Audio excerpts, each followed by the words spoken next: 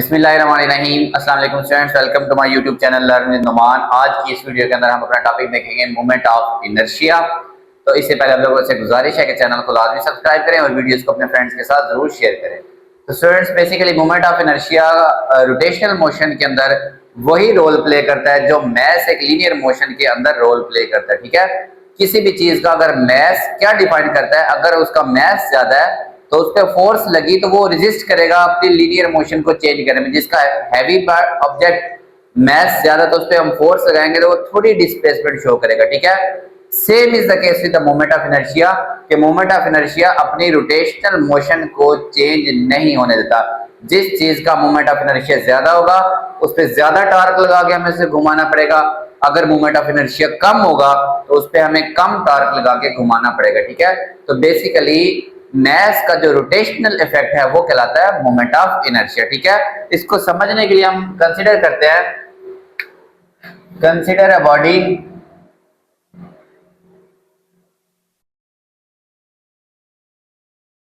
Object कर लें। ठीक है, ऑफ मैस m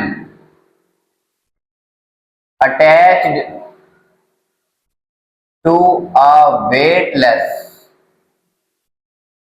मतलब बहुत हल्का। ठीक है, या फिर मैसलेस rod.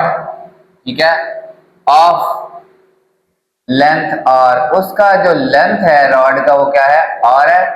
Pivot with the help of a bearing, frictionless bearing. ठीक है, frictionless bearing at point O।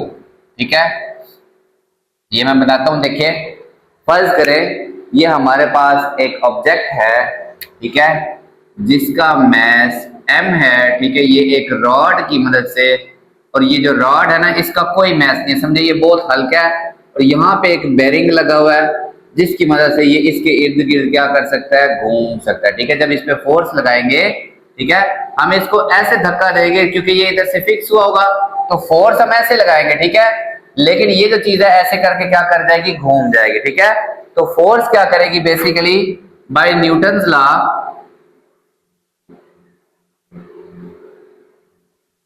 F is equal to क्या होना चाहिए, ma होना चाहिए, as the mass is attached to rod. ठीक है, सो इट विल रोटेट, ये क्या करेगा, घूमना शुरू कर देगा in a circular path, in a circular path. ठीक है स्टूडेंट्स, और हमने कहा कि जो रॉड है इसकी लंबाई यानी कि इस पिवट से लेके जहां तक मैस का सेंटर है ये लंबाई कितनी है, r है। ठीक है, क्योंकि ये ऑब्जेक्ट बेसिकली बहुत छोटी है और रॉड के साथ अटैच है। ठीक है, in a circular path, so linear and angular accelerations are related as, इनका आपस में क्या ताल्लुक होता है, a is equal to r alpha, ये लीनियर एक्सेलरेशन, ये एंगुलर एक्सेलरेशन। ठीक है, ये वाली, ये जो a की वैल्यू है मैं इस इक्वेशन में पुट कर देता हूं। ठीक है, पुट इन 1, f आ जाएगा मेरे पास m, a की जगह पे r अल्फा, a की जगह पे क्या आ जाएगा स्टूडेंट्स, r अल्फा। अच्छा, अब देखिए स्टूडेंट्स, क्योंकि हमारे पास रोटेशन हो रही है, ठीक है, ड्यू टू रोटेशन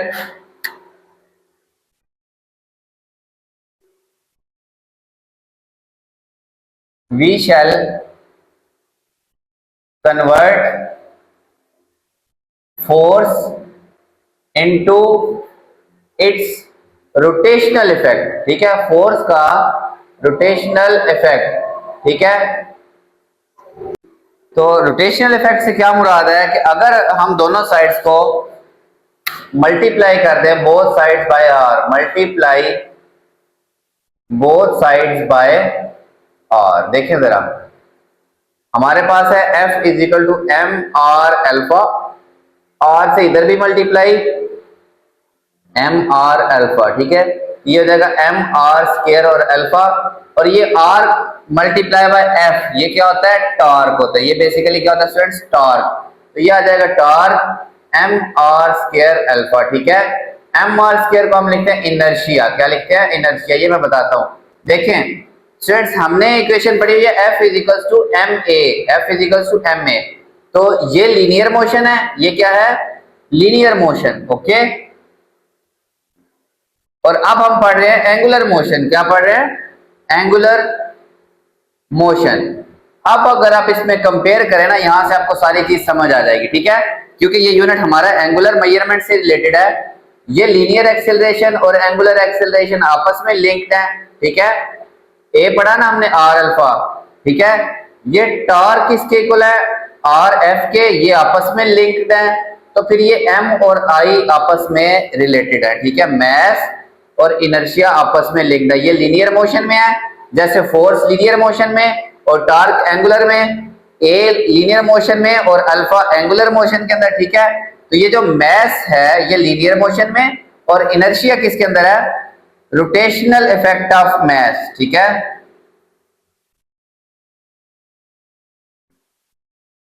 जैसे मैस लीनियर मोशन के अंदर रोल प्ले करता है, अपोजिशन काज करता है कि जब फोर्स लगाए तो मैस अगर ज्यादा हो तो वो इतनी एक्सेलरेशन प्रोड्यूस नहीं होने देगा। तो जब हम टार्क प्रोड्यूस करेंगे तो अगर मोमेंट ऑफ इनर्शिया ज्यादा हुआ तो वो एंगुलर एक्सेलरेशन इतनी ज्यादा प्रोड्यूस नहीं करने देगा, ठीक है। तो ये जो आपके पास क्वांटिटी है आई, ये बेसिकली क्या है, m r square, I is equal to m r square is moment of inertia. ये क्या है, मोमेंट ऑफ इनर्शिया है, ठीक है। It plays same role as the mass plays in linear motion, ठीक है। जैसे मैस लीनियर मोशन के अंदर रोल प्ले करता है, उसी तरह जो मोमेंट ऑफ इनर्शिया है वही इफेक्ट रोटेशनल मोशन में प्रोड्यूस करता है, ठीक है। तो ये स्टूडेंट्स आपके पास है मोमेंट ऑफ इनर्शिया। अब हम देखते हैं moment of inertia of a rigid body, ठीक है। अब हम देखते हैं इसी से related topic, moment of inertia of a rigid body, ठीक है। तो स्टूडेंट्स रिजिड बॉडी क्या होती है, ऐसी ऑब्जेक्ट जिसके दो पॉइंट्स पे अगर हम फोर्स लगाएं तो उनके दरमियान डिस्टेंस चेंज हो, ठीक है। तो ये हमारे पास लेट्स सपोज एक रिजिड बॉडी है, ठीक है। इस पॉइंट पे ये पिवट है, मतलब यहाँ पे हमने कोई कील लगा के इसको दीवार में जो कील डाल दी और ये इस पॉइंट के इर्द गिर्द ऐसे क्या कर सकते हैं, रोटेट कर सकते हैं, ठीक है। So consider a rigid body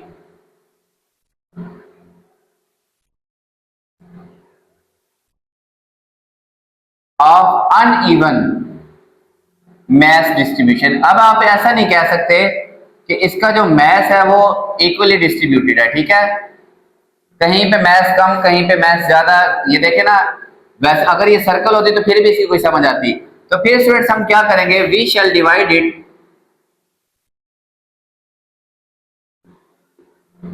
in n number of small pieces. हम इसको छोटे छोटे पीसीज के अंदर क्या कर लेते हैं, divide n, each of mass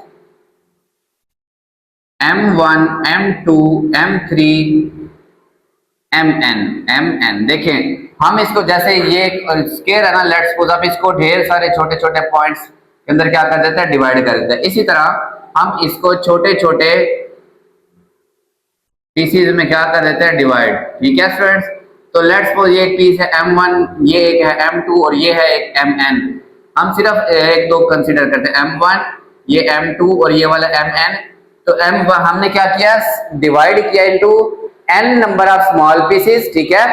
हर एक का मैस m1 का, पहले का मैस m1, दूसरे का m2, सो ऑन, nth वाले का मैस mn एंड रेडियस, और हर एक का पिवट पॉइंट से जो रेडियस है वो क्या है, m1 का r1, m2 का स्टूडेंट्स r2, इसी तरह mn का rn, ठीक है। तो each of mass m1 m2 m3 mn and radius m1 का r1 m2 का r2 r3 so on mn का रेडियस rn, ठीक है, रेस्पेक्टिवली। यहाँ पे आप एक लाइन लिख दें, रेस्पेक्टिवली, ओके। अच्छा स्टूडेंट्स ये देखें, ये इसकी एक्सिस ऑफ रोटेशन है, इस पॉइंट पे ये पिवट है ना, तो ये इस एक्सिस के गिर्द ऐसे पूरी ऑब्जेक्ट ऐसे क्या करेगी, रोटेट करेगी, ठीक है, ऐसे। तो जब ये रोटेट करेगी तो हर मैस की वजह से टार्क प्रोड्यूस होगा। और अभी हमने देखा टार्क किसके इक्वल आया था, m r square alpha. Torque आया था एम आर स्क्वायर अल्फा। अभी हमने प्रीवियसली ये ड्राइव किया है इसी टॉपिक के अंदर। तो torque produced bye M1, M2, M3, so on, Mn is given by देखें, जो M1 से बाय M1 टार्क जो M1 की वजह से होगा उसको हम टार्क 1 लिख लेते हैं, ठीक है। M1 उसका मैस, उसका रेडियस R1, एंगुलर एक्सेलरेशन सबकी सेम है क्योंकि सब एक ही एक्सिस के गिर्द बराबर स्पीड से घूम रहे हैं, तो सबकी एंगुलर एक्सेलरेशन क्या होगी, सेम होगी। Bye M2 torque 2 M2 R2 का स्क्वायर अल्फा। मैंने बताया कि एंगुलर एक्सेलरेशन सेम होगी। जब M1 है उसका मैस M1, उसका रेडियस R1, M2 है तो उसका रेडियस R2, ठीक है, और उसकी एंगुलर एक्सेलरेशन अल्फा ही रहेगी। सिमिलरली सो ऑन, आपने ऐसे ही स्टूडेंट ये टॉपिक लिखने हैं बाय nth मैस, ठीक है, टार्क n Mn Rn का स्क्वायर अल्फा, ठीक है। तो हम इन सब का करते हैं सम, टेकिंग सम। तो टोटल टार्क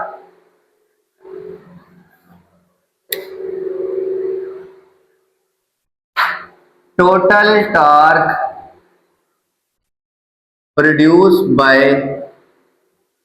rigid body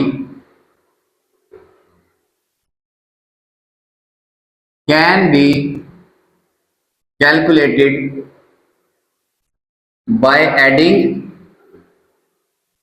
किसको ऐड करने से, torque produce by each mass, ठीक है, एडिंग किसको ऐड करने से, torque produced by each mass. हर मैस की वजह से जो टार्क प्रोड्यूस होगा स्टूडेंट्स, उसको हम ऐड करें तो हम टोटल टार्क निकाल सकते हैं। तो टोटल टार्क अगर आप लिखें, total torque 1, torque 2, torque due to 3, so on, torque due to n, ठीक है। 1 वाले का क्या है स्टूडेंट्स, M1 R1 का स्क्वायर। ये मैं थोड़ा सा पीछे करके लिखता हूं, इसको देखें। टोटल वाले को बस हम टार्क ही लिख लेते हैं, टार्क 1 M1 R1 का square alpha, torque due to 2 M2 R2 का square alpha, so on Mn Rn का स्क्वायर और अल्फा, ठीक है।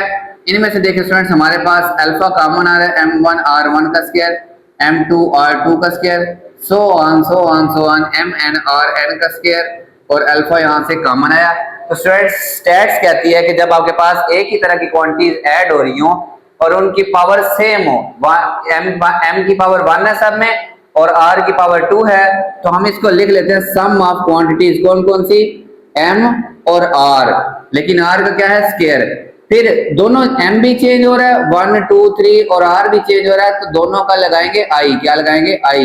और i कहां से शुरू हो रहा है, i 1 से लेके कहां तक जा रहा है, दोनों की जो वैल्यू है वो कहां तक जा रही है, n तक। ये स्टूडेंट आ गया इसका सम, और अल्फा बाहर वैसे का वैसे।